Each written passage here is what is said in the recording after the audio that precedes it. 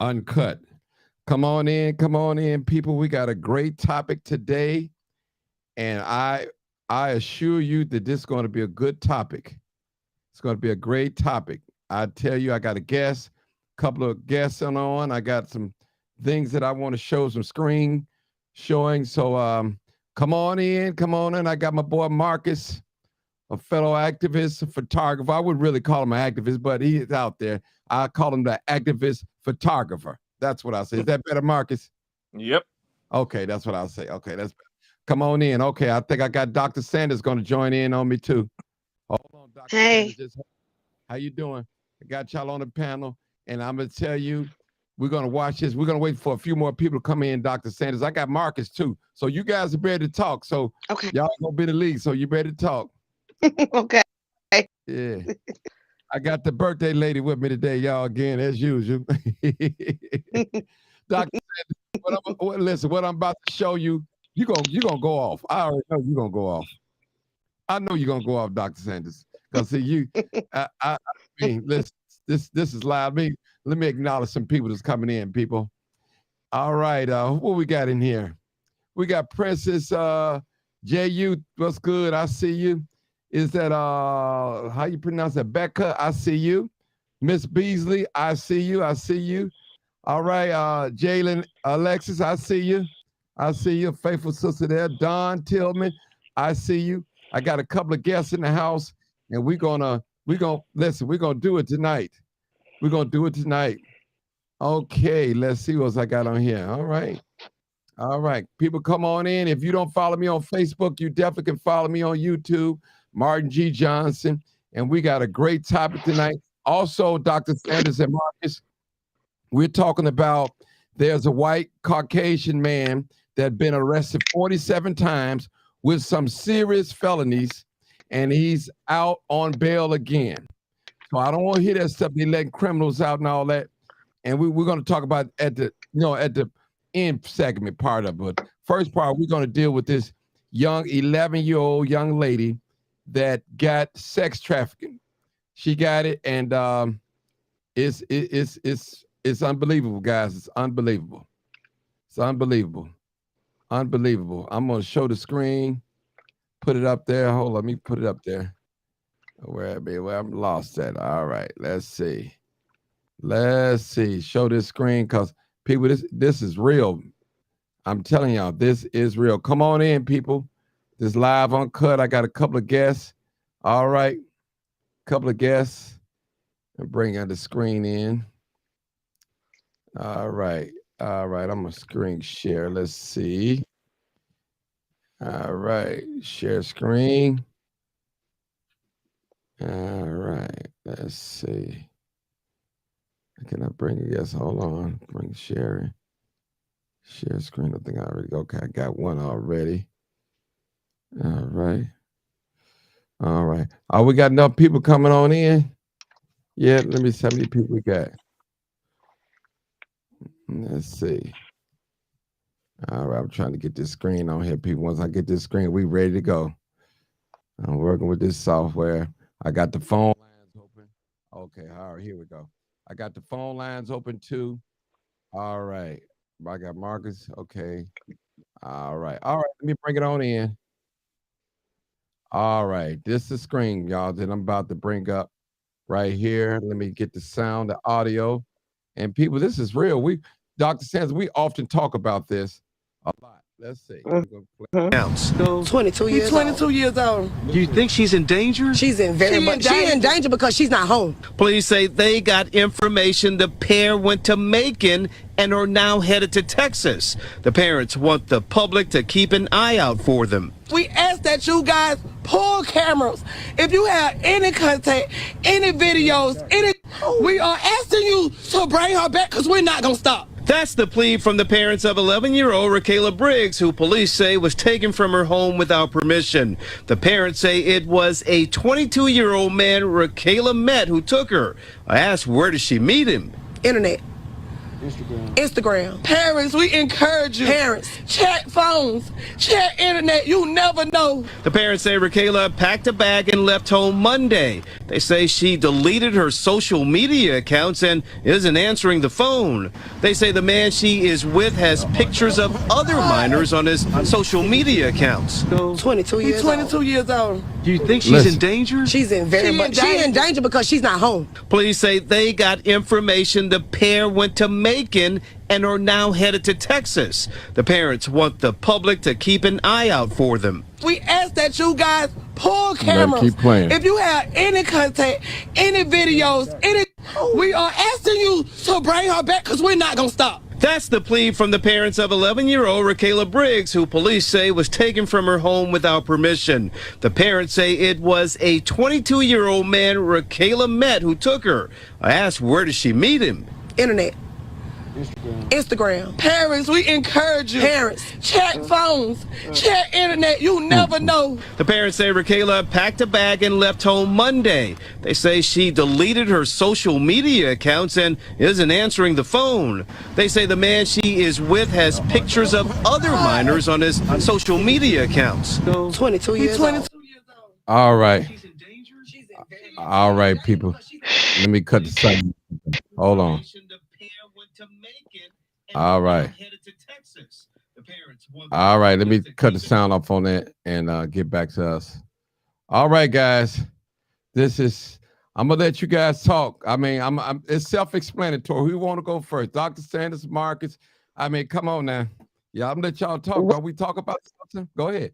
I experienced. This is before I met with one of my children's friends. She was a teenager. Dr. Sanders, your audio is not clear for some reason. Can you? I don't know. Can you hear? It's like a delay. Yeah, I hear you. Hold Okay. on, let me. Okay, I hear you. Go ahead. Just before the Xavier George came out, friends with the teenagers started messing around with Mario, that's driver. Right. Which hold on, Dr. Sanders. Hold on. Let me just fix this sound real quick so we can get it. Let me fix this. I'm gonna do it this way. I'm gonna do it another way. Hold on. Do it another way. Hit it on Bluetooth, so I'm just gonna put it on hardwire. Works better this way. Hold on. Okay, talk now, Dr. Sanders. Yeah, I hear you. Hold on. Hold on. Go ahead. Okay, can you hear me? Yeah, I hear you. Go ahead, Dr. Sanders. You loud and clear. Yeah, can you hear me? Yes, yes. Okay. One of my sons was caught up in a city guy named Mario, that actually driver, and teenagers actually lured these teens. And I asked the young lady. Okay. See, hers breaking. Her signal is bad. Your signal is bad, Dr. Sanders, for some reason. Just hold it. Marcus, go ahead and say something. Can you say something, Marcus? Marcus, go ahead and talk. Let me see if I got his sound. Okay, hold on. He can't hear. Hold on. All right, hold on. Let me do this way. Can you say something, Marcus? Can you hear? He can't say nothing. I'm trying to get the sound audio together. Y'all hold on.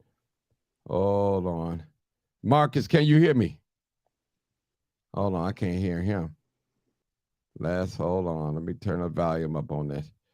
Okay, Dr. Sanders, go ahead and talk.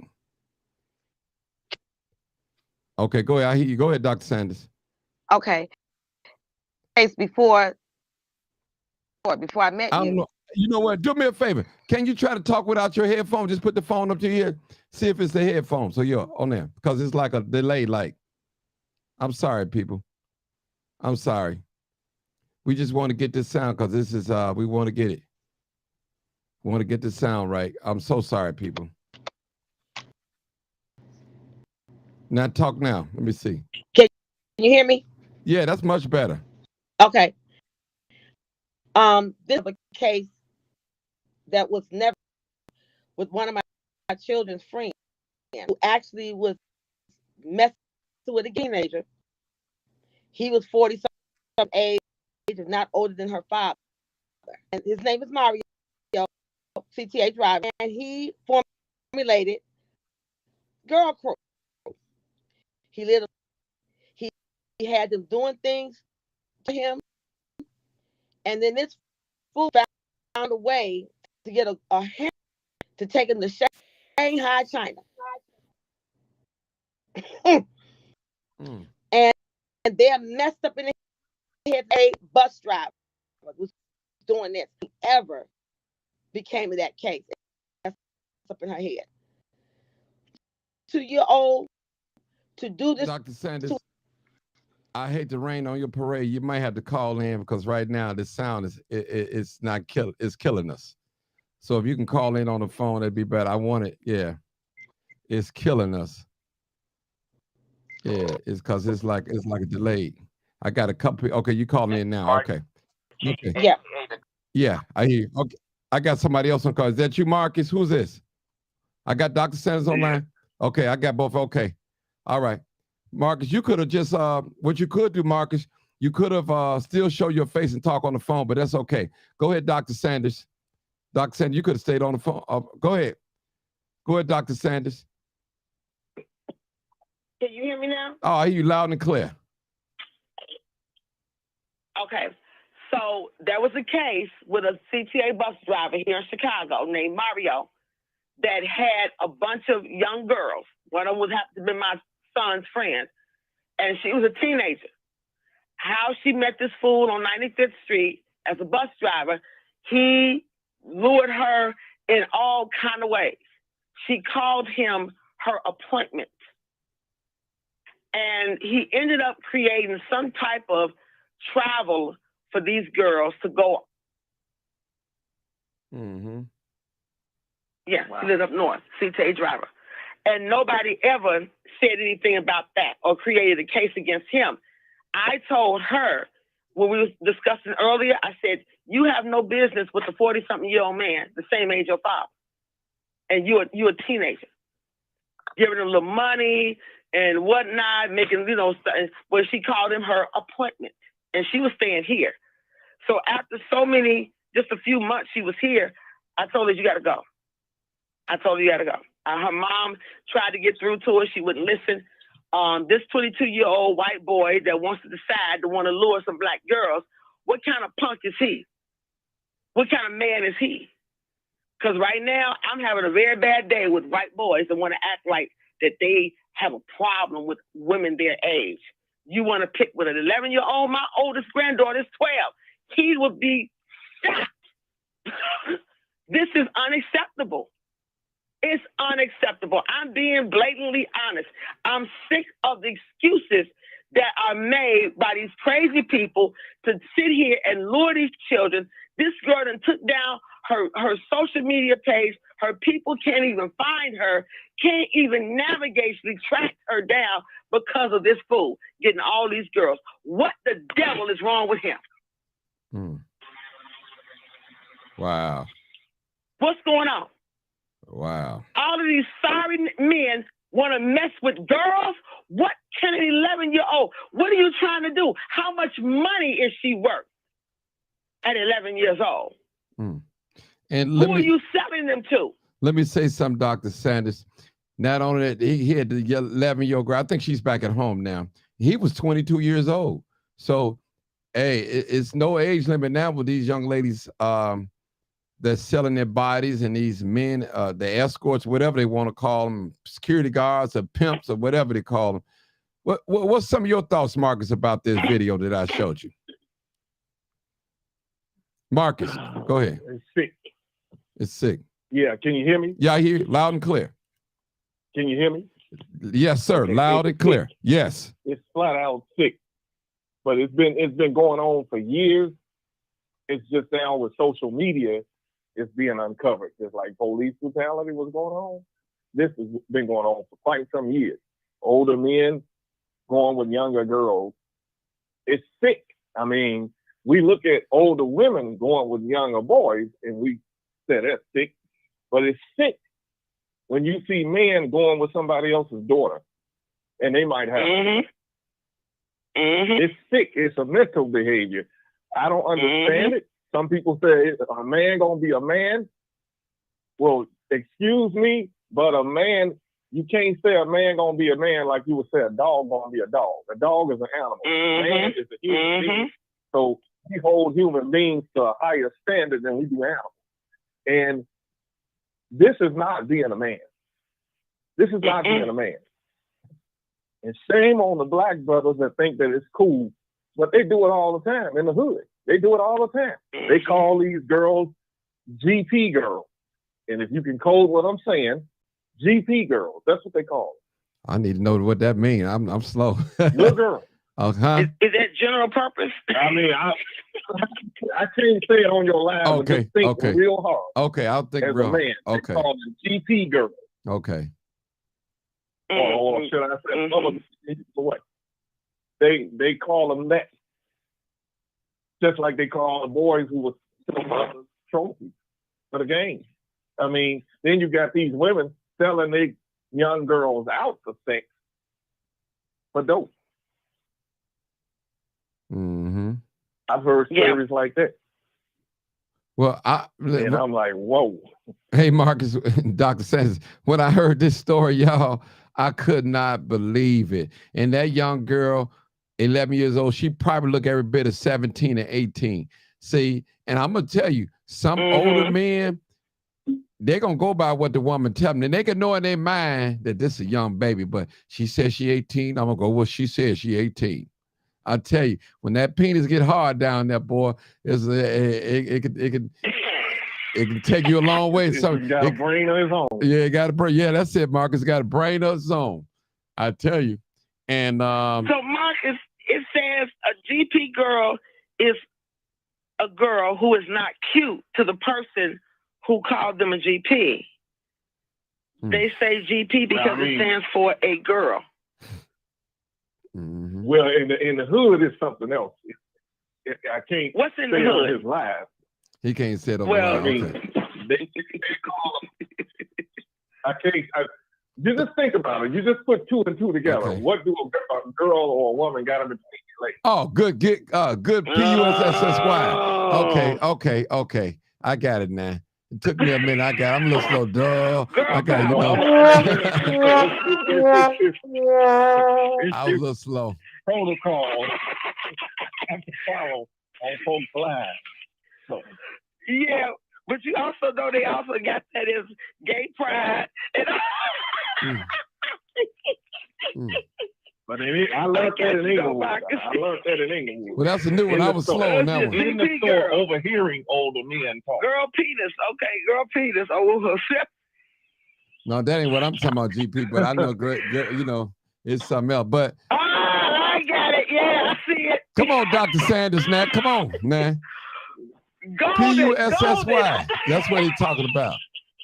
I said golden. Yeah. Listen, but let me just say this, people. And that's why, remember, you guys, I used to always tell them, check their social media, check their bedroom. A lot of y'all parents, listen, I don't have nothing. You gotta check it. Listen, I don't have a problem with you buying your babies electronics. I don't have a problem, especially if you got good grades, they're doing everything you ask, but you got to monitor that stuff. You just can't hand them something and don't ever look at it, don't check it. You can't even take your sons and your daughter's word. You have to investigate. You have to know those passwords. Because I'm going to tell you, these young people are smarter than we think they are. Trust me. Anything that they want to learn about, than the average bear. They can Google, go on YouTube. If they want to learn about how to sell sex or about sex, all they got to do is Google it. That's all they have to do. I'm telling you, all the information is out here. It's best as parents. We need to have these sexual conversations with our little ones. We need to have them. We need to let them know, because if they go get the information from some other source, it might not be the right information. Seriously. It might not be in the music. Yeah, they out here making videos. It's in the music. It's all on. What's that other one besides TikTok? I got me another I forgot caller. it starts with hip hop or something. I got another caller, Marcus. 872. What's going on? Mm-hmm. Where you calling from, 872? It's me, Robert. Oh, what's up, Robert? Go ahead, Robert. Illinois. I'm doing good. What's going on? I saw the video, and it's very disturbing. Mm-hmm. You know the little thing that you played probably a while ago. It's very disturbing. Right. It is. And I actually know someone who's a pedophile, which I no longer associate with, Mm-hmm. because I used to be friends with this guy like probably back in 2004. Mm-hmm. And the thing is, he go to Harold Washington Library. And when he do, he get on a computer and watch porn and meet these young 13-year-old girls. I actually know this person. Mm. Because I've called him out before. But you know, like, see, I get angry when our black sisters are being taken advantage of and nobody's saying nothing. Mm-hmm.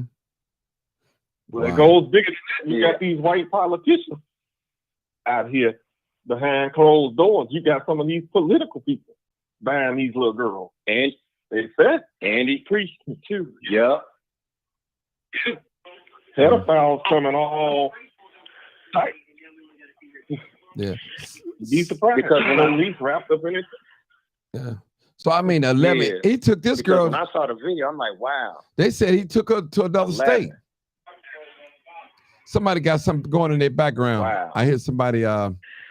Somebody mentioned about a pedophile at Harold Washington College. I hope to say to a guy that I know, but I'm gonna call him out. I'm gonna call this son of a dog out. Levante Ellis. So you probably know who was a young boy. No, I meant to. Can you hear me? I'm sorry, Miss Sanders. Yes, I'm sorry, Dr. Sanders. The guy that I know, he's at Harold Washington Library. Like, I used to be friends with him till I saw what he was doing. I have his picture as well. I no longer associate with him. And because my cousin had told me, you know, I had to calm down, because I told my cousin, if I see this blank or the blank, I was going to blank him up. Because he got a So you probably know he has braids. He has braids. But my thing is, this clown named Levante Ellis, he was messing with his step niece. Mm. Yeah. Mm-hmm. Wow. And his family moved him to Joliet, and the sister called me and told me that he was playing with her 2-year-old daughter's vagina, because he wanted to know. His reason was he wanted to experience how it would feel to be with a girl. And his butt got Levante Ellis right here.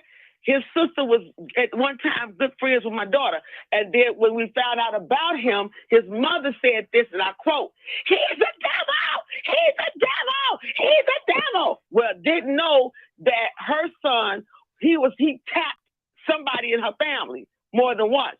But this boy literally violated a family member that I know, and he basically is walking around. And I don't know what it's for, but my daughter say about a couple of years ago, she saw him downtown at Target. And trust me, there are some folks looking for him. They want his blood. Mm. And my question is, how old is this guy? He's now about 28. Okay, no, this ain't. Yeah, because the one I know, he's some of my friends say he's at the library every day watching porn. Mm. And there was a couple, and I remember when I was that Harold Washington Library got some issues, because when I was at Meek's church. Hey, Robert, let me say something. Years ago, you can watch. Robert, hold on. Okay. You can watch porn at the library. What they do, this is what they have done.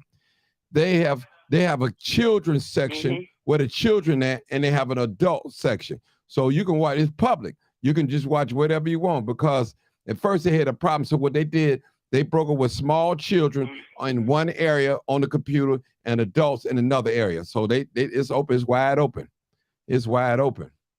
So I just want to say that. Go ahead. It's wide open. Yeah. And this is crazy, because what's going on is that there are a lot of young people, and these young people, parents, you need to know who your children are really associated with, because you don't know these little miniature monsters that turn into Heckle and Jekyll and then do crazy stuff.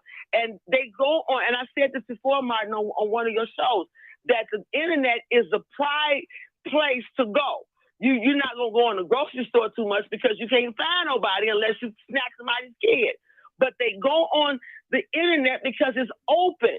You can find anything that you want to know is on the internet. Mm-hmm. And y'all know it. You know it. Going at the library. Yeah. What? They can, What they say? they allow porn at the library. You can watch it if you're in the adult section. They allow. I've seen it over and over and over so many times. I tell you, and they be on there. Wow. Because I remember when I was at Reverend Meeks Church, we actually did a protest to have them put filters on the computers. It was a couple of years ago. You know, I was at Meeks Church. We had staged a protest down there to try to have the public libraries put filters on those computers. Mm-hmm. And I guess nothing ever happened.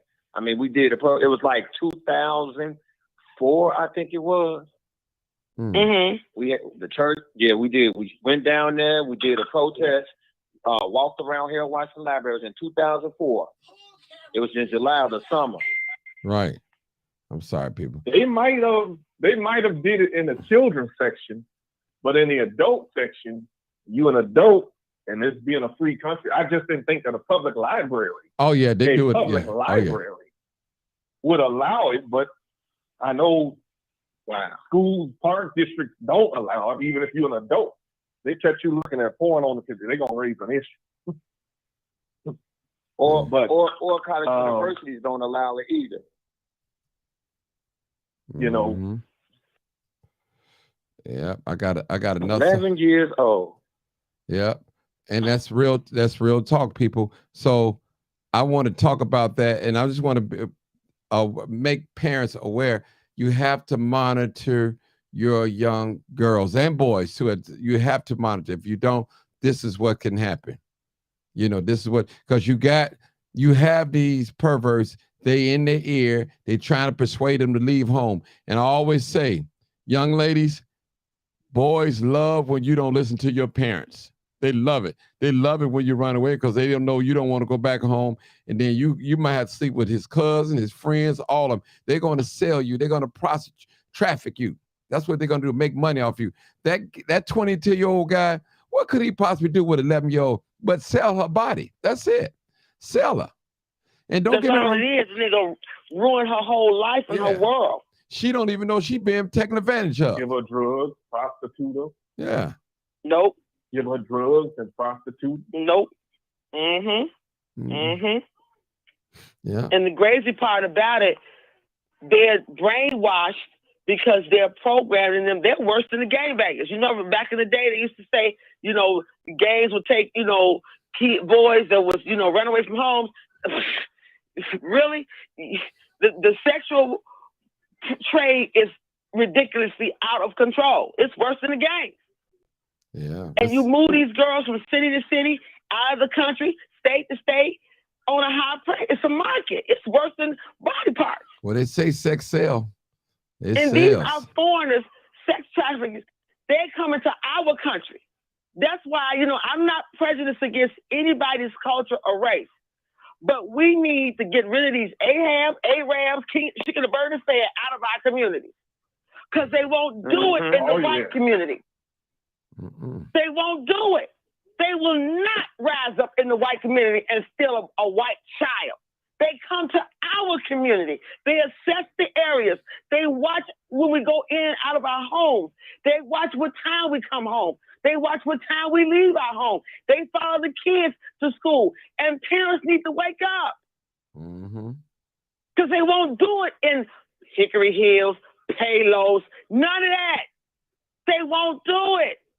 But they do it in our community. They set up shop in our community. They move into raggedy, roach-infested places to go and surveil us where we are. And they target our girls. They target our boys. a 22-year-old with an 11-year-old. What's wrong with you? Wow. You a demon that needs to be burned. They own these stores in our neighborhood. They flirt with our young girls.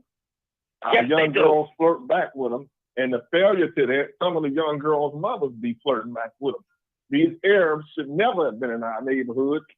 We should be raising hell with our aldermen to get them out. It ain't that black people don't want to own businesses in their own neighborhood. The aldermen have sold their own people out. Yes, they have. These Arabs come over here with money from their motherland. They do it to the Africans. They're stealing African girls from Africa. They come right here into neighborhoods like Inglewood, Roseland. They ain't over here. They in here in Washington Heights, where I'm at, but the black people over here ain't having it. But Roseland, Inglewood, on the west side, they allow it. The black people got to rise up and run them out. Got to run them out. And the crazy part about it is that, you know, they what they do, and I learned this. I learned this. They come to America, right? Let's go into the poorest communities. Where do they hit? They hit the real poor communities where they know how many people in that area is on welfare. What do we have on 63rd Street? Right off of Ingleside and Drexel. The public aid office, right? North of that area, they've redeveloped and remodeled all those Greystone homes, right? Then they made them shotgun houses, as they call them, because they just straight up. And they know, okay, what schools are over here?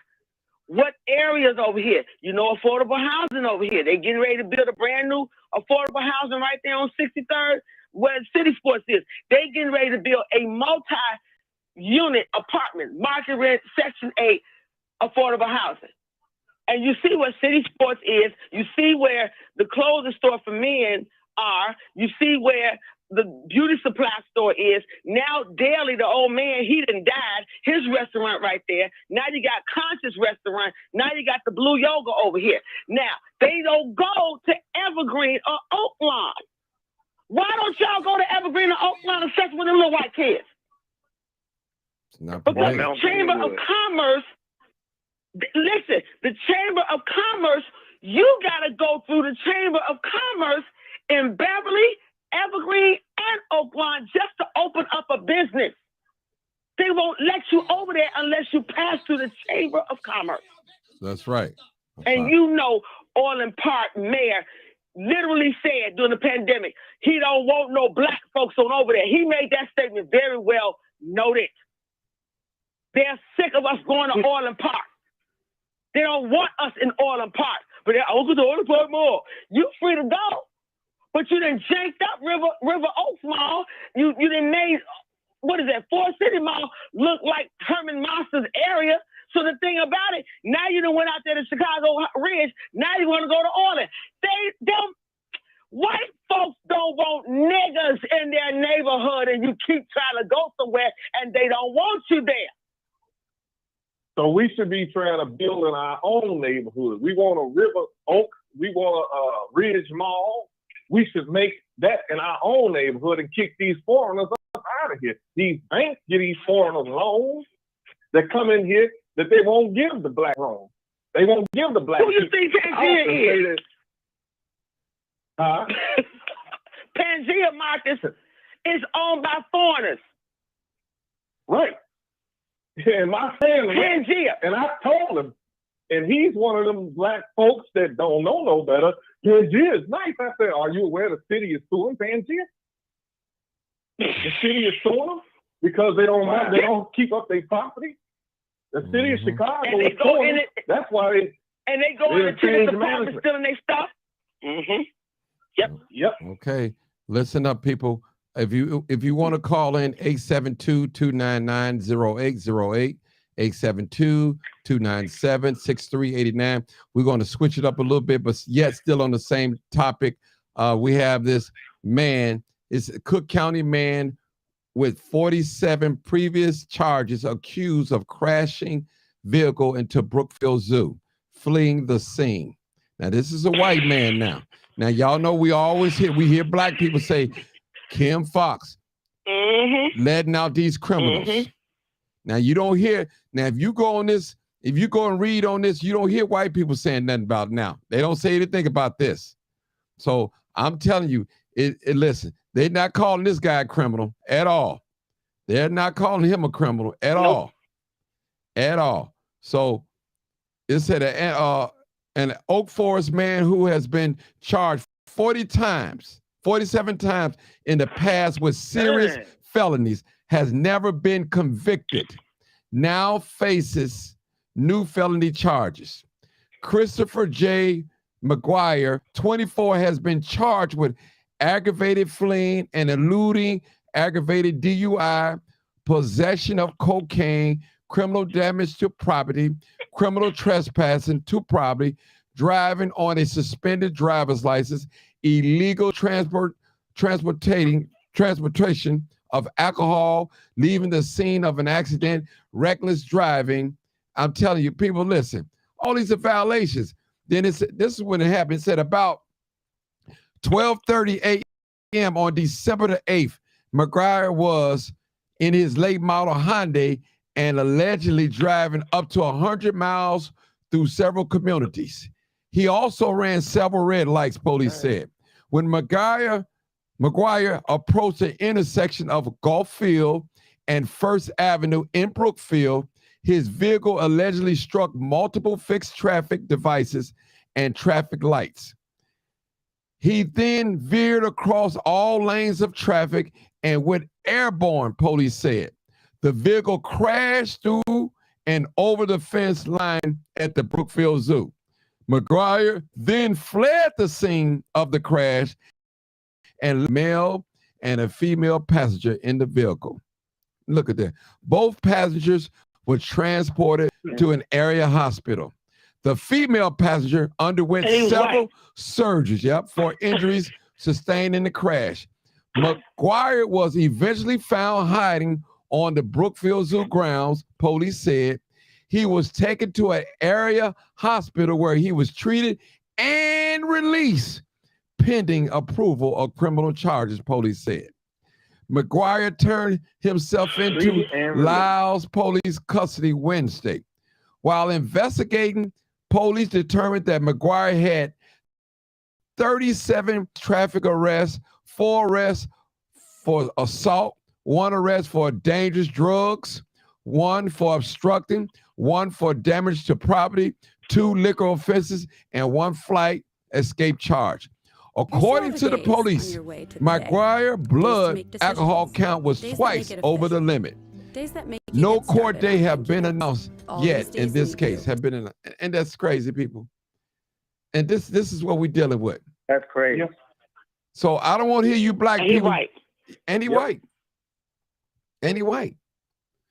But Marcus, you know, they always say Kim Foxx is letting these criminals out. They say Kim Foxx. Kim Foxx is not they don't the like judge. Kim Foxx, Martin, because she's black and in charge. Uh-huh.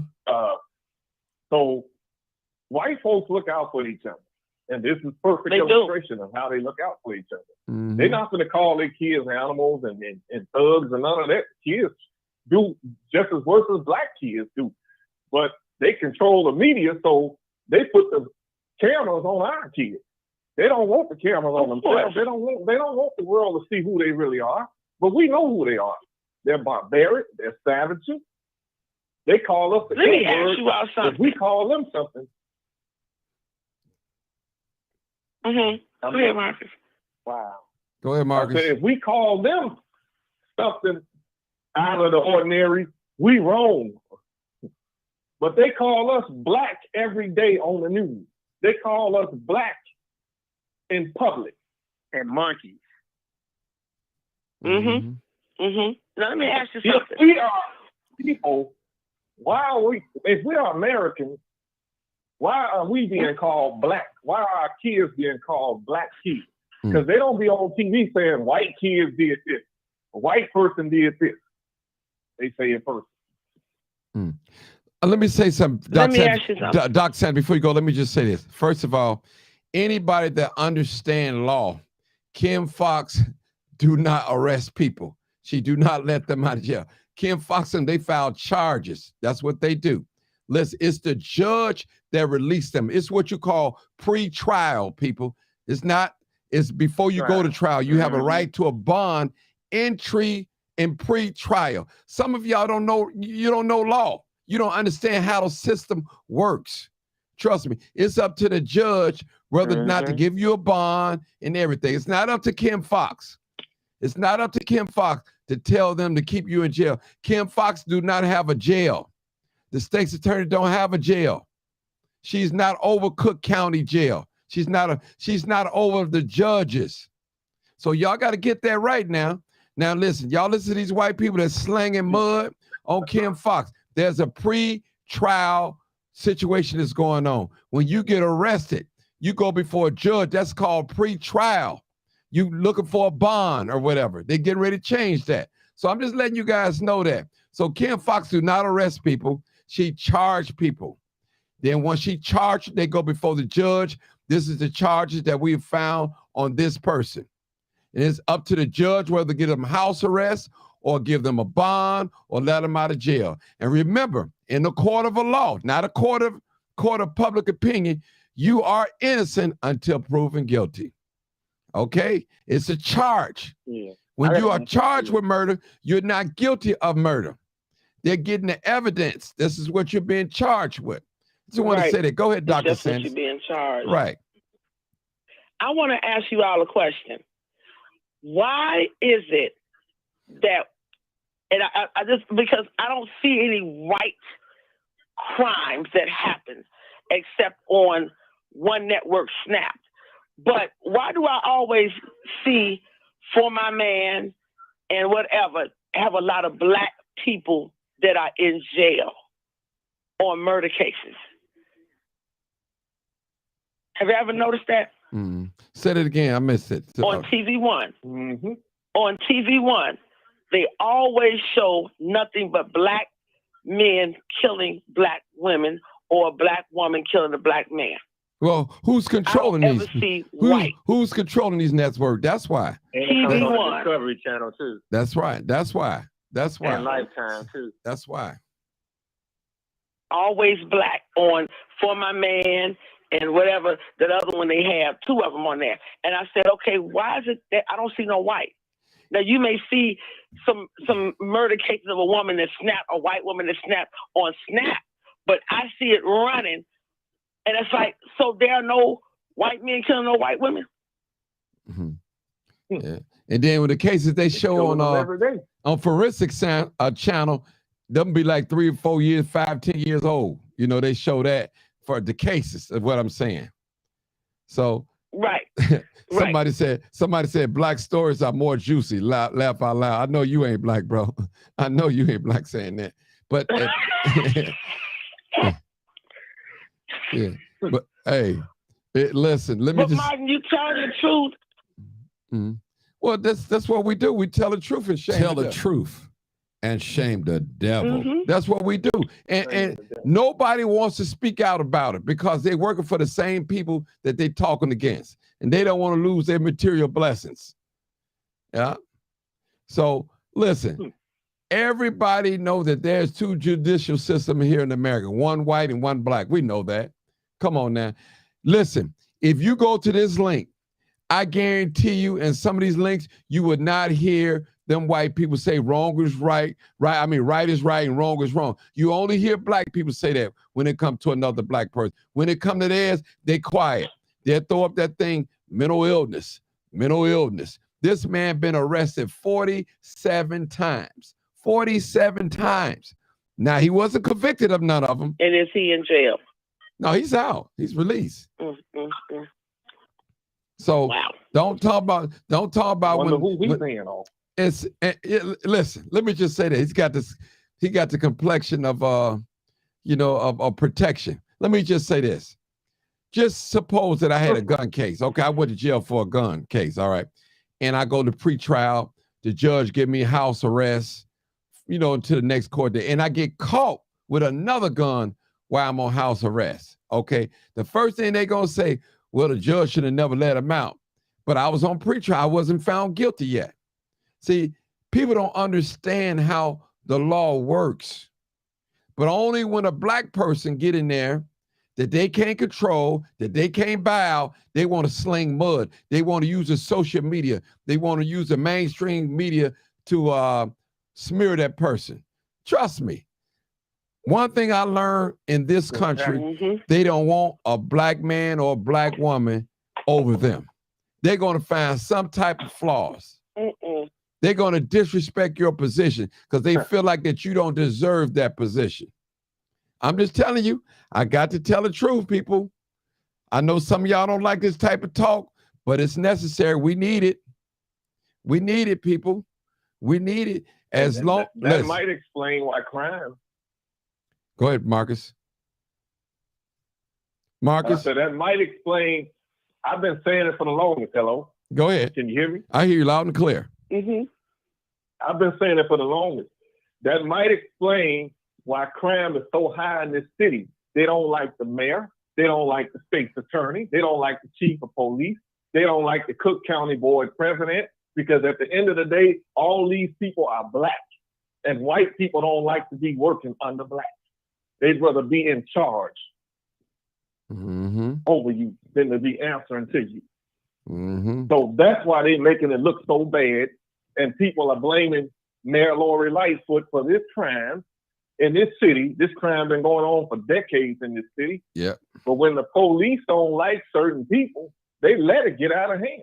And I'm gonna just keep it real. They're letting it. We can't beat up no more black people. We're just gonna let it get out of hand if we can't beat up black people. Because for years they was getting away with it. Getting away with it. Did y'all know, Marcus, and I know you probably know, your mom know, that they will take gang members from one area and drop them off to different gang members and drop them off and say, and they will beat them up. Yeah, they have done that. Yeah. They took my cousin to Bridgeport. Yep. Man, you know how many times I got chased out of Bridgeport territory. Yeah.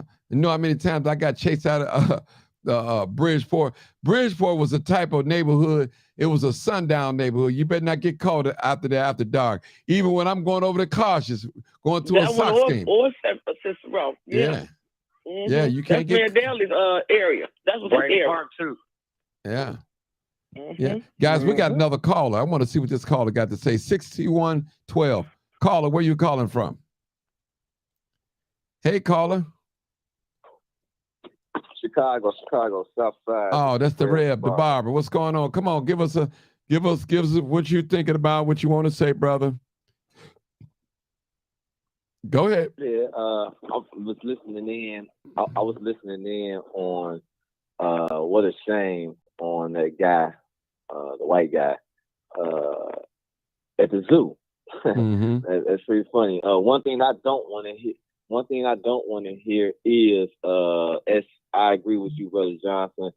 Oh well, Kim Fox releasing all the criminals being released. When it's all said and done, she just gave them a favor. You know what I'm saying? And she have no control. You know what I'm saying? The police got control on who they release, and the judges have control. The courts have control on who we release. If I sit up there and I commit a crime and I get me a good lawyer and I walk in there and I face Kim Fox, who is the prosecuting attorney, and I beat that case, she ain't released me. She just didn't have no good argument. Thank you. And I won my argument. Thank you. Some people, you got to understand, she got to go by the law. Some people are mentally insane. So you can't charge them in the court of law.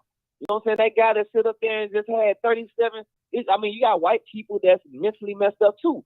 Which long ago, only thing that I thought is the fact that they should have gave that man some help, locked him up in some type of crazy home or something. You know what I'm saying? But that's neither here or there. You know what I'm saying? Now we're dealing with the issue is that it piggybacks right back to our young youth and everything. A lot of our young people that's getting locked up out here can't even be tried inside the court at the age that they are. They got to go to juvenile. The juvenile is dealing with more cases than the circuit courts. If we believe it or not, most of them cases that's coming before Kim Fox is juvenile cases. You know what I'm saying? So we gotta look at what she's dealing with. We gotta look at like if we get out here and help clean these streets up to us a community, we won't have to sit up there and worry about all them cases, and we won't have to worry about who we releasing and all that stuff that we all play a role in working in together. So yeah, that's all I want to say on that part. Okay, let me say something to piggyback on what you just said. I agree with everything you just said. So that's the biggest lie I ever told. Kim Fox letting people out of jail. That's a lie. That is a lie. Trust me. That is a lie that they use to sling mud on that sister. That's a lie. Now, is Kim Fox perfect? I would say no. Did Kim Fox do everything correct? I would say no. None of them have. None of them have. Listen, we had killing when the Mayor Daley, the father, the Mayor Daley, the son, Harold Washington, whom I love, we had killing under his administration. It would not stop. And everybody know who runs the police department. Trust me. And it's not black people. Everybody know who runs the police department. It's not the black man or the black woman. And it's not David Brown either, by the way. So y'all can talk that stuff if you want to. Trust me. We know how the power structure work here. We know how it works. And most of these people that's in these key positions in Chicago, they have people that they have to answer to. And every politician, I always tell you, is two things that they acknowledge. They fear. They fear the one that's bankrolling them, and they fear the one that could bring them harm. Listen, they know who's in control. Normally, they fear the white people, and it's always the white people that's financing them. So they're going to cater to those two. They're going to cater. Not to you with your black self. They're not. They love being black, but they know what they better do when they get in that position. Trust me. And listen, there's not one politician. And see, the mayor want to run everything. Yeah. Yeah. The mayor want to run everything. In Peoria, the mayor don't have no say-so in the school system down there. They vote people in office. They don't have no place. And up here, she wants her finger in her hand in everything. The school board, I want to change this. People got to remember, when you're voted in as a mayor, none of these entities you own. You did not build this city. You did not build these offices. You didn't build these programs. You're to govern the city, not to come in and want to bully and gangster people to act like you created everything. The city of Chicago is older than all of us put together. And that's what the problem is. They feel I'm a mayor, I can change stuff. No, you can't. You can't change everything. You're supposed to serve and protect the city and the people that live therein. You don't come in, I'm going to change this. You don't change. Stay out of it. That's why you go to the polls to vote. Go ahead, Marcus. We have to go. We have to. Hello. Can I jump in on that just to piggyback on what you actually said? Let me say this. In 1993, the city of Chicago took over the Chicago Public Schools. It was run by the state. Correct me if I'm wrong. It was run by the state. Daley administration went down there. They don't talk about that little strike that was. Daley held millions of black kids hostage because he wanted control of the Chicago public school system. The worst, the worst damn mistake that black people allowed to happen up here was for Mayor Daley to take over the school system. And ever since then, it was bad when the state had it, but it's real bad now. I would say Chicago public schools failed generations. Yep, they did. And you're right. And to add on to what you said, with the new board CTU president, Pedro, that man just got a $10,200 raise. He just got in office. He ain't been there a year. And he was at $300,000. Now they done moved him up more. They gave him more. He makes more than the mayor, literally. He makes more money. This is crazy. And the crazy part about it is that the TTU is already segregated because of the board. The board fights. That's why Jackson left. She left. She did all that she could do to bring reality truth to power, but the board was fighting her. And see, when the board controls the president, now you got a problem. Now they got rid of you getting paid all year round, thanks to the other previous mayors, because you used to could do that. The state of Maryland, Angus, Maryland, got all of the workers in their board system got $1,000 bonus.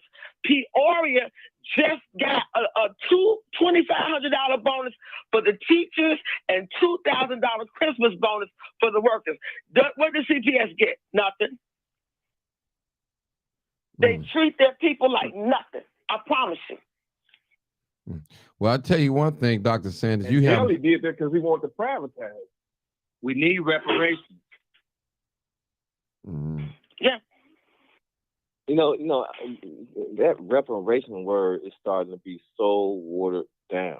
I'm starting to get to the point, you know what I'm saying, in my generation, you know what I'm saying, we don't even know what reparation is.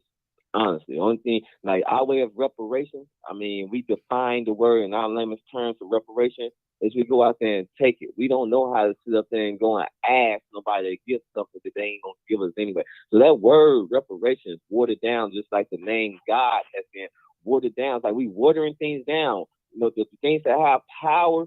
It's like we killing the influence. I'm gonna piggyback on when the brother was saying in 1993 when Daley them took over the school system. You know what I'm saying? Now, I don't think that there was anything wrong with them being a sanctuary city to take over the school system. It's just that the people who had the school system in their hands, Daley's. Now, if you get a Lightfoot up there, if you get a black mayor, somebody that's really speaking for the people, that's from the west side or south side, that makes it to that city hall and say we'll continue to keep the school in our control, while not sitting up there worrying about the private organizations and all, because everybody play a role in giving money to everywhere when it comes to that mayor seat. You know what I'm saying? Somebody sit up there, they got a private corporation, they got $1 billion sit up there and give money to the mayor's seat just to sit up there and keep the crime where they want it to be, or everybody play a role because everybody's friends to everybody. And you don't know who your friends is or who your enemies is until you get in that seat. You know what I'm saying? So that's the truth. I don't think that it's anything wrong with us having control. But I just think that we, if we gonna get control, we need to do it the right way. It's the people who ask for the control. It's funny that when a white man get into the powerful office and he used his control powers, everything worked out for him. But then when a black man get in it, you know what I'm saying, and all hell break loose. You know what I'm saying? Y'all know how Obama was inside the office and then he was going for the health care. As long as he was quiet, you know what I'm saying, everything was okay. His hair was still black.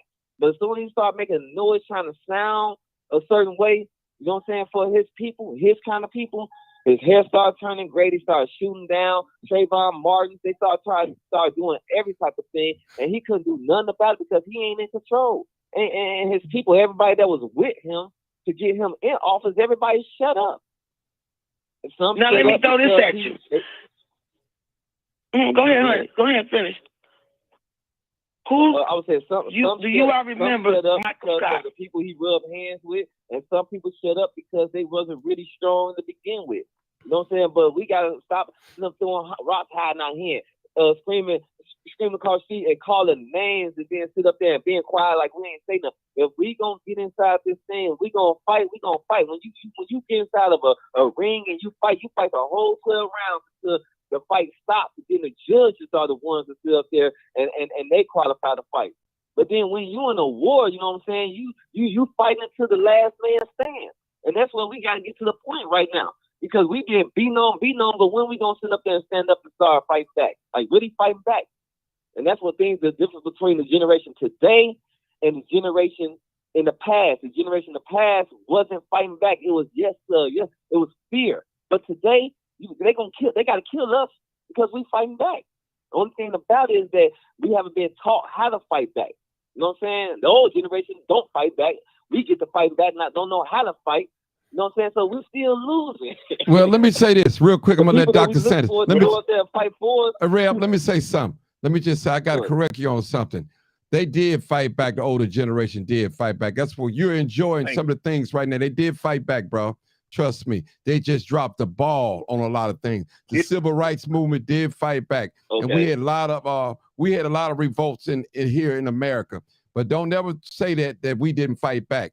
We just knew how to fight. We may not fall back far as with violence, but some places in Mississippi, my father from the deep South, they fought. They fought them white guys. You just not gonna hear it or sit in the history books. They fight because listen, everybody's not the same. Every black person is not the same. Some black people, they will accept death before they let somebody take their manhood. I'm just telling you. So don't believe that, brother. They fought back. It was a lot of they had shootouts, and hey, it was a lot of white people came up messing, even in the military. Yeah, even in the military, brother. I'm just saying. Yeah. So now we at this age when the drugs came in, they dropped the ball on a lot of things. Some of our leaders that was leaders back then in the civil rights movement, they started selling out. They fell in love with the money, Pharaoh's wealth. You know, that's all. I mean, that's what you want to throw. Yeah, they fell in love with Pharaoh. Well, you know. Go ahead. Yep, you Pharaoh's death. But you know who actually set that tone was Emmett Till's uncle. Because anytime a black man can call out who came into his house unlawfully to drag his nephew out of there and to kill him, he did not back down at all, period. He stood flat foot in that courtroom and told them, those were the men that came in my house. Those are the men that took my nephew up out of here. Grandson, He stood. He meant it. He didn't care about what no one thought because it was wrong. Everybody said what should have happened, what could have happened. No, he stood. Now, my question is still today, why did Michael Scott die? Why did a black man end up in the river in Chicago, downtown? Michael Scott, who was a part of Chicago Public Schools. Why did he die? Who killed him? A man that was happy and going on about his business ended up face down in the river. I don't know, Martin, if you remember that. I remember that. I remember that. Michael Scott. I know Marcus know. That wasn't too long ago. Marcus know. And then Michael Scott was friends with Morgan Carter, who ran the Communicator. So I'll tell you this, look at the city we live in. Just look at the history of the city. Look at who really run the city. Not the mob running this city. I'm gonna call it for what it is. The mob it's the mafia. Exactly.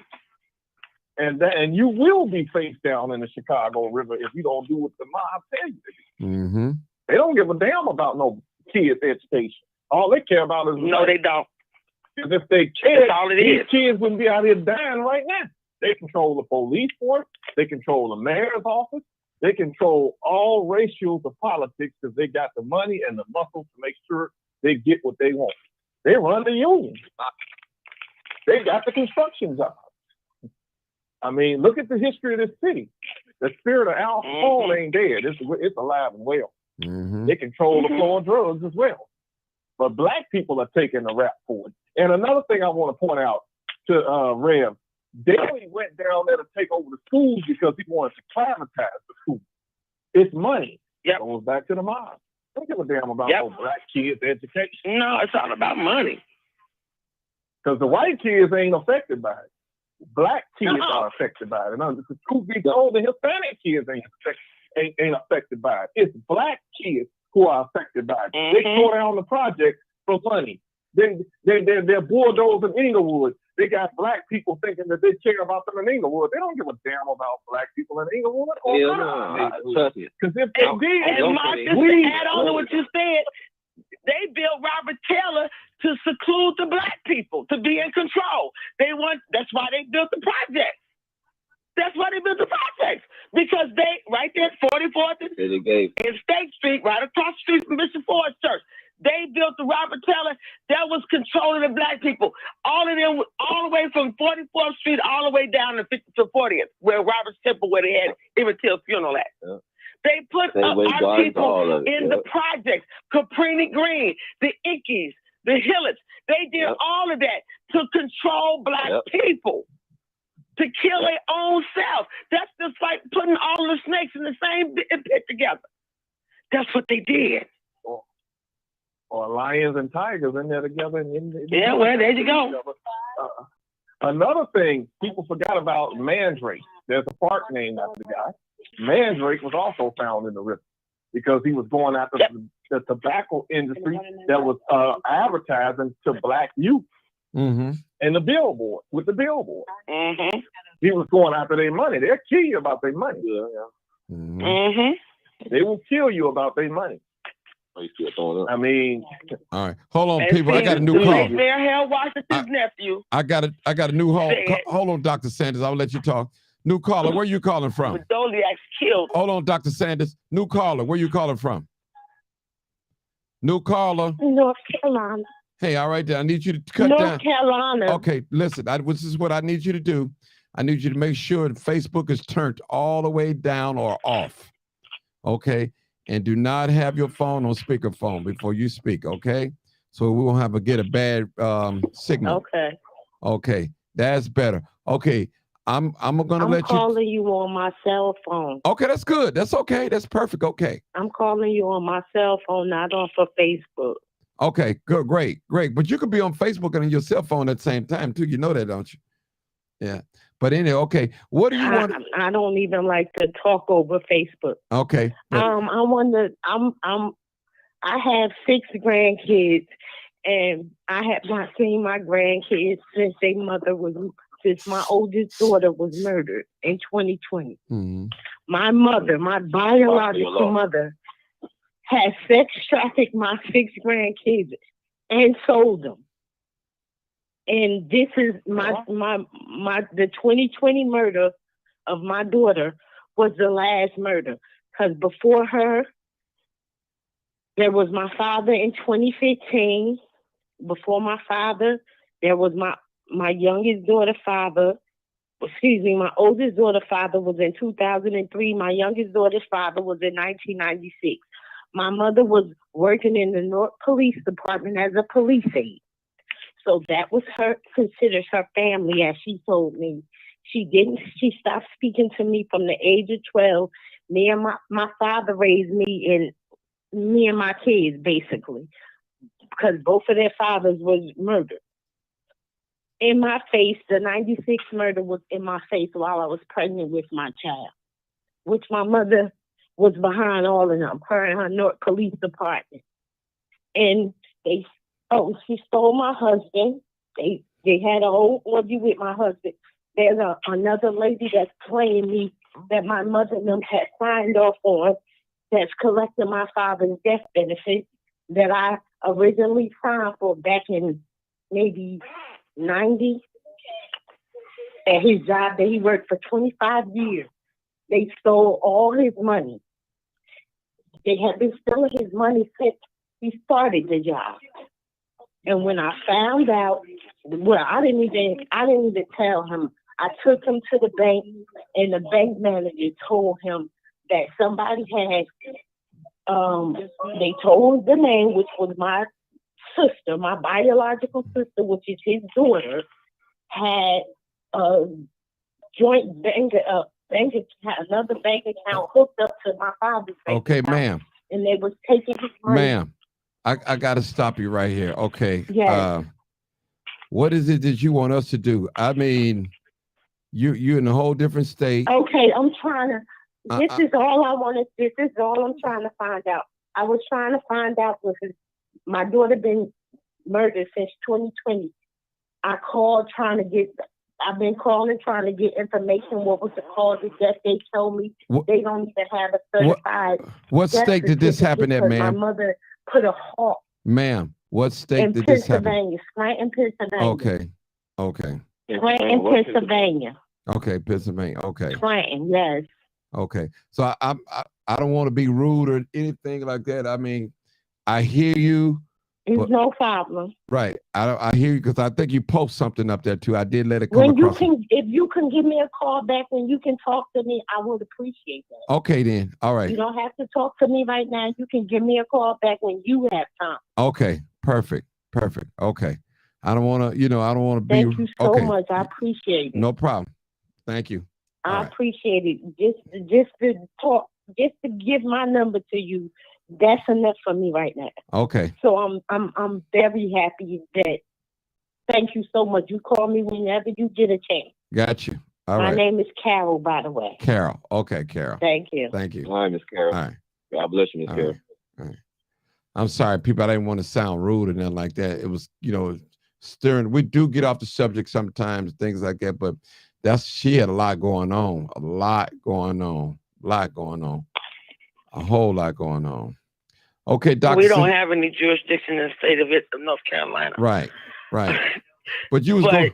You tell us about Harold Washington nephew. Yeah. Yes, he worked at Fifth, and he made it very clear to me. He said Ray went in because what was going to happen.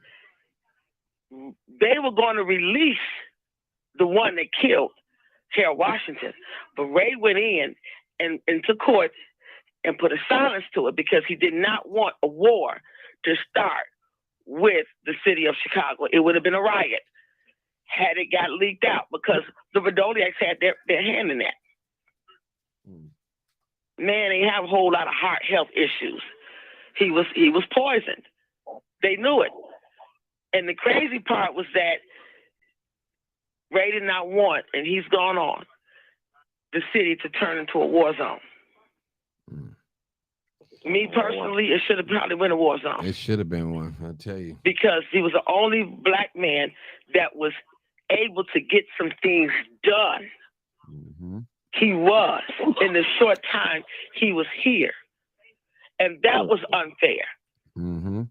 That was unfair. My uncle worked with him. Clarence McLean worked with him. And then he got stupid and went over to the other part with the Vidoliaks. Yeah, I promise you. I know about the Vidoliak family because they owned a security company, Victor did, that I used to work for. Didn't know about it till later because at that time I wasn't into politics. But when I worked for the Vidoliak brother, Victor, and people were acting funny, I'm like, why you all acting funny towards me? I'm just working at a security front desk. You with the Vidoliak? I don't not with the, but who is that? I didn't know until I did my research. I was treated so differently because of a $5 an hour job back then. Wow. And I didn't stay long because I ended up working for the law firm. But this is reality of what's going on with our people. So when we talk about Bridgeport, you remember, Martin, back in the day, in the 70s and in the 60s and 70s and the 80s, you couldn't even be in Ford City past a certain time. You couldn't be in Evergreen Park past a certain time. That's what I heard. That's what I know. You couldn't even be in Marquette Park. From my time, I always heard stories from my father. Mm-hmm. I kept. Didn't they used to announce over the intercom? All black people need to be heading toward the buses at 4:30. I remember that in Ford City, and that was in the 80s. That was in the 80s. Seriously. Yep. That was in the 80s. Mm-hmm. And black people would be running toward the 79th Street bus stop to get on the bus to get the hell out of there.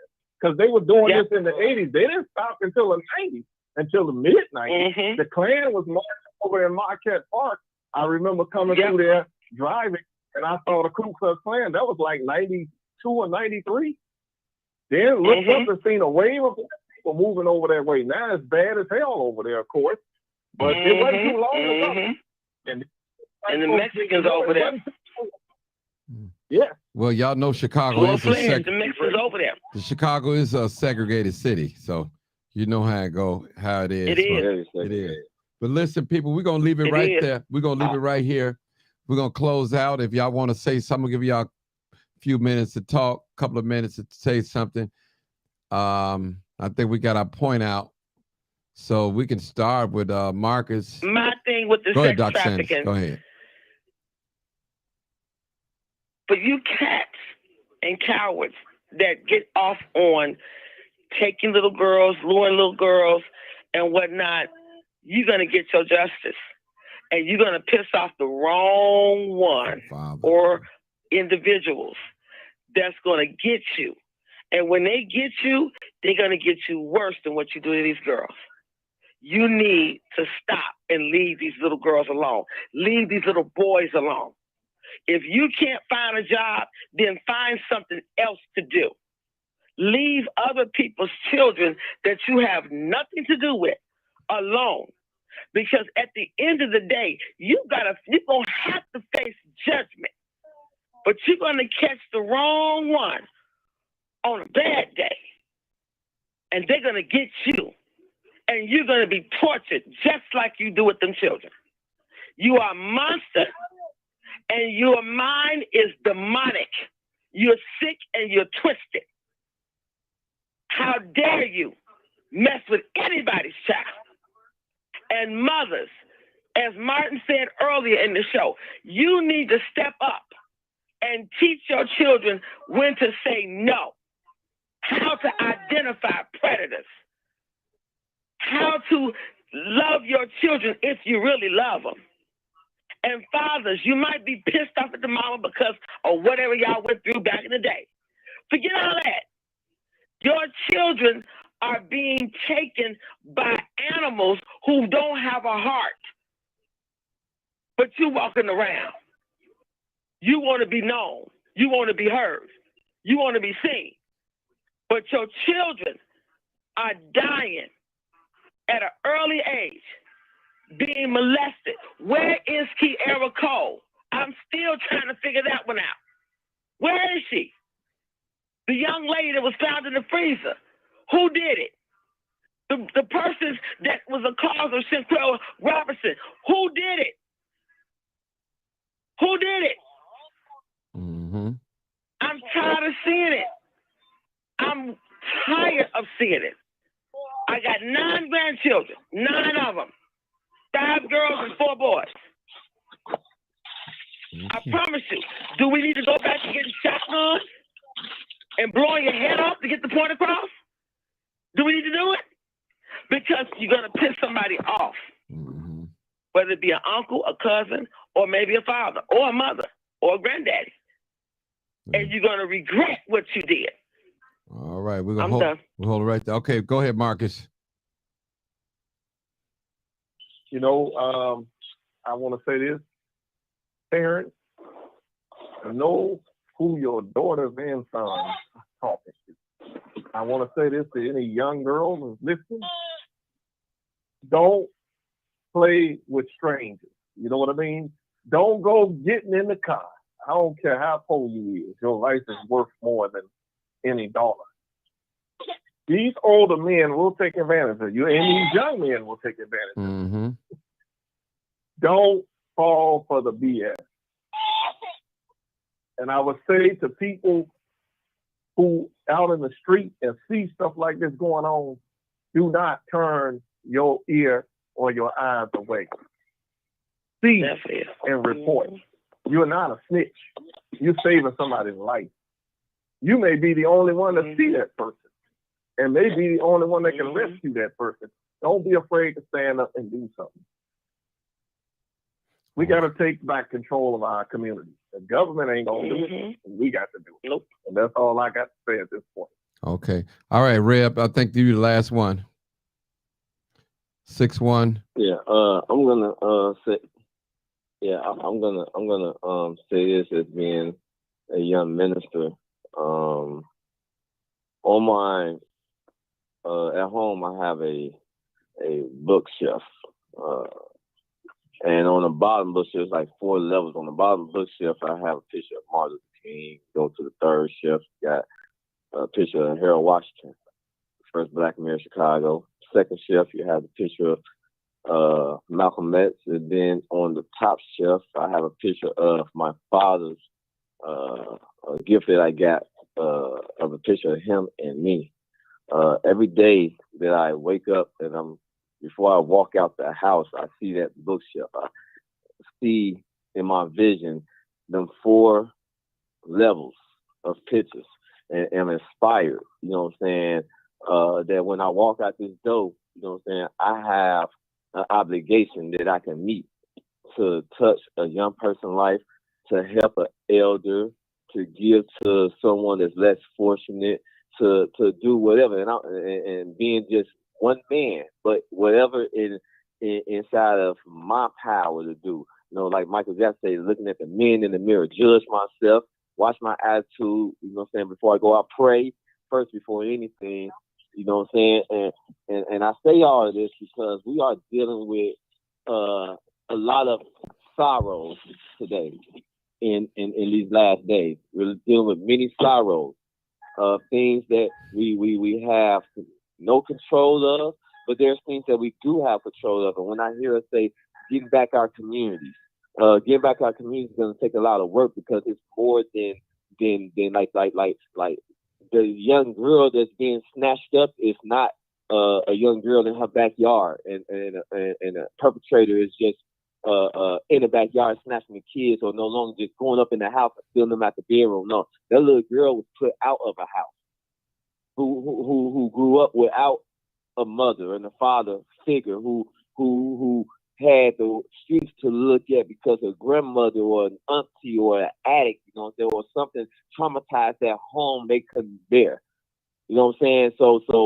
So we deal with a demon that have our children, not just the legislations and the policies of government. No, we're dealing with a disgusting, nasty demon that have our communities, that have our children. And the best thing that I say in the inspiration is prayer, to love.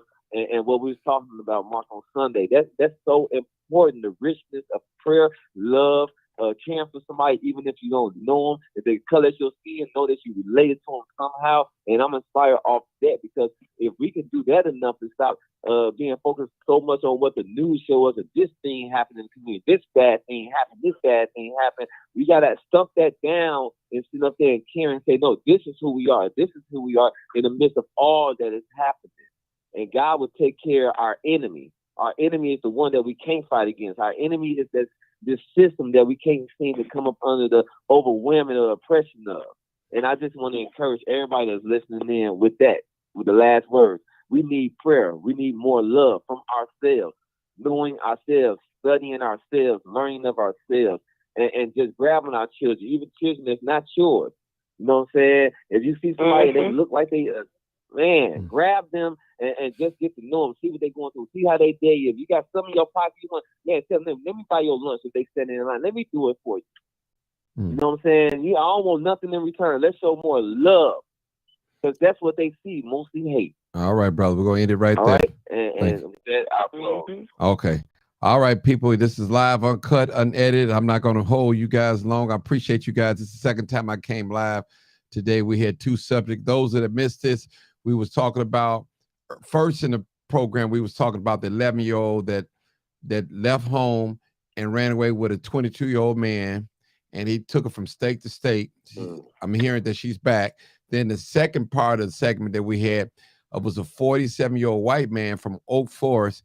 I'm not 47, but he committed 47. He's been arrested 47 times, okay, without no convictions now. And he flipped over a car. He had two people in it. They was hurt and things like that. So, and he's out right now. So I don't want to hear that stuff talking about they letting criminals out. That's all hearsay, you know. So you got to know how law works, people. You have a pre-trial before the actually trial. It's a pre-trial. What they do in pre-trial, they bring up all the evidence, and you find you get you a bond, arraignment, and all that. So people, we got to know, a lot of time we just hear what other people say. We don't read, we don't research things like that. All we have to do is take a little time and research things. There's a conspiracy to destroy Black boys and girls. There's a conspiracy to push us to hate each other. People, we are in a war, not of a war of guns and bullets and all that. We're in a spiritual war, and also we're in a natural war. They don't like being told. Who wants a slave to overrule them? Who wants a slave to be their boss? Who wants to be a boss over slave? That's how they view us, people. Listen, who have the real power? If you don't believe that you'll say, some people say, well, I'm not going to accept it, but I'm going to break something down real to you. Now, if when they they brought black men and African men and women over here, they didn't bring them over here to be judge, jurors, politicians, pastors, preachers. They didn't bring African people over to be there. They brought them over to serve labor, to build this country as they did. That's what I'm saying. Even right now today, we in a new form of slavery. It's called mental slavery. This is the worst part of slavery. Well, what do you mean, Martin? I'm only saying that when people are in mental slavery, they don't even know that they're in slavery. They're tricked. They're fooled. They think they're free. Most of us out there think that slavery is with chains on your neck, chains on your waist and ankles and all that. You can't go nowhere. You still can't go nowhere. They tell you where to go. Look at Chicago. You got the black community. You got the Irish community. You got the Asian, the Chinese community. You got the Jewish community. You got the Hispanic, the Mexican community. It's all segregated, people. It's all segregated. We're in slavery. Name me one thing that black people in Chicago, in the United States, what they own and control and operate. Nothing. They don't control the military. They don't control the police department. They don't control the laws. They don't control the property. They don't control the water, the electricity, the gas. Well, you say, well, Martin, we got Oprah. She's rich. We got Michael Jordan. He's rich. They ain't got nothing to do with it. Guess what? Guess who face on the money? It's the white man face on the money. He tells you what that money is worth. He can say, hey, we can say the dollar's only worth 15 cents today. Then tomorrow, we can say it's worth 35 cents. They are the masters of money, people. This is a system. It's a system of people that spend billions of dollars to keep us from not knowing. Information is powerful. Dr. Sanders, no, the scripture said, my people perish for the lack of knowledge. We don't seek out knowledge. We don't seek out knowledge. We really don't. We really don't. We don't seek it out. We just go about, well, they said if you eat strawberries, you'll be in good health. They said if you do this 3 times a day, drink red wine, you'll live until you're 65. No research, people. We just take anything that they dump on us. We don't question nothing. We have to start questioning things. Seriously, people, this is real. And I'm not victim blaming and all that. Yes, we have some responsibility. It's not the white man that's coming in our community doing drive-by shootings, but it's the white man supplying the guns. It's the white man that's supplying the bullets. It's the white man that's putting the drugs in the community. It's the white man that's cheating us out of our public school education. It's the white man. But we fall into his prey, people. The brother said it. We have to learn how to fight this system. Power is not given, it's taken. And you're not going to shame the white man, tell him all the things that I said today, and just, hey, he's going to relinquish his power over to you. Okay, we're going to treat the black people fair now. That's not going to happen. Why you think they work so hard to keep us out of sports? They work so hard to keep us out of political places. Why you think they work so hard not to allow us to have businesses in our community? They want to keep us as consumers, not businessmen and businesswomen. They don't want that. I got to tell the truth and shame the devil. And I know some of y'all don't like this this kind of talk. Well, Martin, they look out for me. Yeah, but you looking out for them. I guarantee you, you're more beneficial to them than they are to you. Trust me. Anytime you work on somebody's job or corporation, you're building another man's dream. You're working on his dream or her dream. I got to tell the truth. You may not like this conversation, but it is what it is. Trust me. He's taught us to hate each other. Even when I see a group of teenagers, I'm locking my door. I see a bunch of teenagers sagging their pants. I'm feeling threatened, but these are my people. I'm gonna tell you this, and I got to leave. With black art, a lot of us don't want black art because we figure it's not valuable, it's not worth a lot of money. But that's us, people. That's our history. I love it. I love it. Get into your black art. Get into it. Your black artifacts. Listen, you go to these other countries, they got a museum full of black artifacts, but you don't want them. Sure does. Full of artifacts that you can't even touch with your hand. We only think of black art as African art. Say it, brother. Say it. Say it. And that's true. The only black man that put them pictures on Good Times. Yeah. Mm-hmm. All right, people. I'm a photographer. I'm an artist. I love black art. I love it. My friend Eric Wiles is a photographer, and his work, you can see it on Facebook, and he's an international, worldwide photographer, and the brother brings all kind of interesting effects on his pictures. We grew up in church together. Eric Wiles Photography. He's got his whole thing. He's in San Diego, California, but he has photos that turned into pictures. They're beautiful. I love black art. I do. I'm a nut for it. I sound crazy. All right, Dr. Sense. I'm going to end it with that. Another one. All right, people. Thank you, Marcus. Thank you for your work. Thank you, Dr. Sense, for your work. I'm out of here. All right, I'm out of here, y'all. Live, uncut, unedited. Thank y'all for listening. My YouTube family, my Facebook family. Thank you guys so much. I want to thank